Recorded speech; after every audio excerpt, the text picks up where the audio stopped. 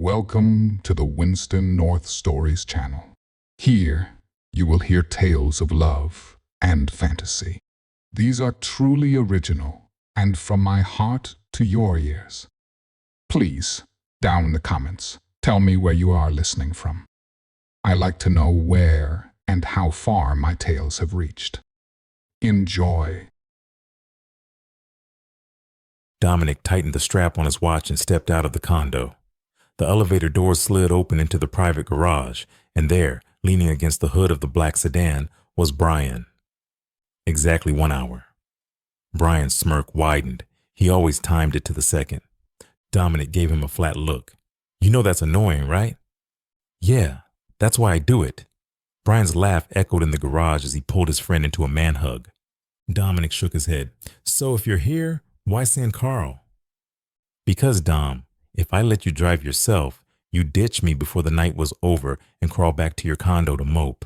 Not tonight. Carl's our driver. Designated and a witness. We're tied at the hip all night. Party like it's 1999 or whatever the kids say now." Dominic smirked at him, the first real one of the morning. "You're more insistent than usual." Brian's voice softened, just a notch. "It's the day, Dom. I was supposed to stand next to you as best man 3 years ago. I'm not letting you waste it again." The words landed heavier than Dominic let show. He slid into the back of the car instead. Brian tossed a gym bag beside him. "I know you start every day with yoga or the gym. I came prepared. Just promise not to kill me." "No promises." Dominic's lips curved into a wicked smile. "You asked for this." Carl slid into the driver's seat, doors closing with soft precision. "Where to, sir?" "The usual start, Carl. Breakfast, then the gyms." "All of them, sir?" Carl's tone carried the shadow of a smile. "Yes, Carl. All the gyms." Brian's head whipped around. "All? What do you mean, all?" Dominic only smiled. Wicked. Silent. Promising pain. Carl caught his eyes in the rearview mirror and gave a slow nod. He had driven Dominic long enough to know exactly what all the gyms meant. This was going to be a day of pain, and Brian had just volunteered to survive it. The car rolled south on Michigan Avenue. Chicago threw its morning light across glass and limestone, the late rush rhythm drumming under the tires. Dominic watched the city slide by, but his mind stepped sideways, finding the one place the day always took him first. Grand Lux Cafe, the day he first saw Christa. He hadn't meant to stop that day. He was coming off a dusty walkthrough from what would be Club Dominion, wired and worn, more tired than hungry, but hunger had nothing on curiosity when he saw her. A window seat and a plate of biscuits and gravy, an odd choice for such a fine establishment. He remembered how she caught his gaze with a half smirk as if unimpressed by what she saw. However, it hit Dominic like clean voltage, not just beauty. Command. The window lit her like a deliberate spotlight, but it was the stillness that pulled him. Spine long, shoulders easy, the exact economy of her movements. Every inch read as a woman who owned the hour. The noise of the room thinned. Space opened around her without anyone moving a chair. That was the hook. That was what dragged him off the sidewalk and through the door. He pushed through the doors, crossed the floor, and stopped at her table, as if he owned a share of the morning. He knew the room's reaction would follow. Women tended to tilt his way. Men tended to make space. He'd learned to live with the gravity that his face and poise created, and he didn't pretend he hated it. One thing he'd learned to anticipate, people always guessed him younger than he was. Baby smooth skin, clean jawline, eyes too bright for his years. He carried a deceptive youth that hid the hours he'd earned. He saw that Miss Reed land in her first assessment and almost welcomed the mistake. "Is the food any good?" he asked, smooth casual. She barely glanced up, still chewing. "Well, you see me eating, don't you?" Dry, efficient, a precise cut. "What do you think?" He smiled. The one that usually opened doors. And let it linger a beat longer than necessary. Could just be hunger. "Doesn't look like you're enjoying it much from here." A little smug by design. He knew how often that smile did half the work. She set her fork down with deliberate grace and looked him over. Jeans, t-shirt, cap. The look wasn't heat or interest. It was inventory, a checklist only she could see.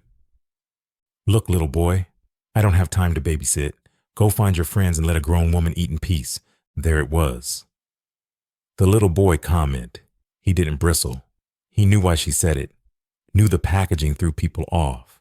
He met the strike with velvet. He remembered the burn and the way he refused to back up. He leaned in, kept his voice measured. Little boy? I've never been little. Not then, not now, but for the right woman. He let the line hang. Velvet edged. I might consider it. There.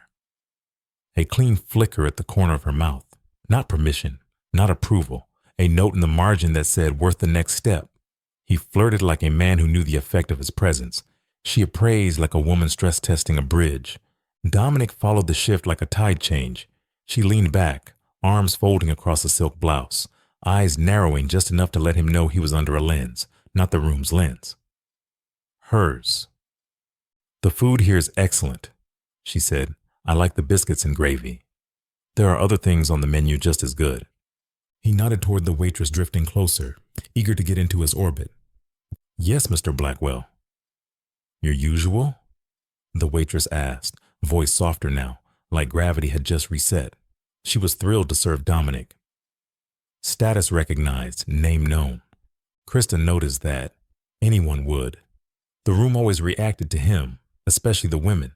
He saw the way her attention honed, not jealous, not impressed. Curious about his radius and what he did with it. Your usual? She echoed. Waffle House special, he said. Not on the menu. Chef makes it for me. Grits, wheat toast, spicy sausage patties, scrambled eggs, malt waffle. I see you like Southern. I could add you to the short list as people allowed to order it. How short is this list? With you? 2. You and me. She studied him. He held her gaze and let her. He wasn't trying to win the room anymore, just her. Then let's test that, Christa said. The waitress was still standing awkwardly next to Dominic, awaiting his approval for the order. I'll have a Mr. Blackwell Waffle House special to go. She was just about full from her biscuits and gravy. Might as well have a snack for later. The waitress froze and looked at Dominic. He let the moment sit. Christa's smirk sharpened. He let his own deepen. Christa's smirk didn't move, but the air tipped a half degree. She clocked the power shift. His hand on the controller, top player on the board. Dominic liked that she saw it. He wouldn't find out till later that she could play this game just as well. Maybe even better. The waitress began to stutter. I'm sorry, ma'am, that order, it isn't available. Dominic whispered into the waitress's ear. She had a look of relief as she walked away. Triumphantly, he turned toward Christa. All it takes is your name, Dominic said, first and last. That's how special this meal is to me. They also check ID. She didn't blink. She never had that day. She weighed the cost of giving him anything and the return on risk. He could feel her running the numbers behind those eyes. Young man, you assume I want the meal badly enough to give you my name? She said, this is more than breakfast. This is you trying to claim ground. Another burn. So she still sees me as some little boy with a little bit of money and power. He didn't deny her last claim, wanting to claim ground, but he just couldn't let her have it. Then I'll make it simple. I'll give you my name. Tomorrow you come back and order the special, if you're on the list. We share one meal. That's all I ask. One chance. Deal? Diner food, grits, sausage, a malt waffle. Smuggled into this polished room as a private code. That was the point. A low-country breakfast in an upscale palace, a quiet dare to build a small world inside a public one. If he found her name and got it on the list, they both knew what it meant. A date dressed as contraband. He remembered the way her breath changed. Barely. More decision than a feeling. Deal, she said. He leaned closer, kept the voice low. My name is Dominic. Dominic Blackwell. And you. You'll have to trust me to find yours. They'll check ID. No name, no meal. That's the game. She didn't flinch, didn't look away. She filed the rule in the man who made it. You think you can find me that easily? I don't think, he said. know. A touch smug, because experience had taught him how often he was right, and how quickly rooms reorganized around that certainty. He could still feel the thread that formed in that second.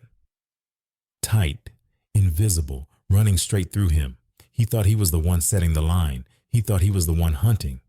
Their gaze met again, but hers was lingering as she extended her hand. "What? No handshake?" she asked. "I don't need one. You look like a woman of your word." He walked away then, took a table at the back and let the room learn how to breathe again. From the corner of his eye he could see her posture, her stillness, the way she let the moment settle without giving him one more glance than required. It wasn't demure, it was control. She had it, she kept it. He sat, shoulders loose, and let the silence stretch. The city moved past the window. Plates clinked. The drum of morning resumed. Tomorrow would answer the only question that mattered. Would she show? From the way she had measured him, he knew she would. Dominic had played this game before. Stalking his prey, always the predator. Not this time. He would learn that he was the prey. God help him. And he would love her for it. Thank you for taking the time to listen to my tale. Please subscribe to the channel for updates to this and stories as they post to the channel. Remember to like the video so more people get a chance to enjoy these tales. This is Winston North, and I bid you good day and farewell. Till the next time.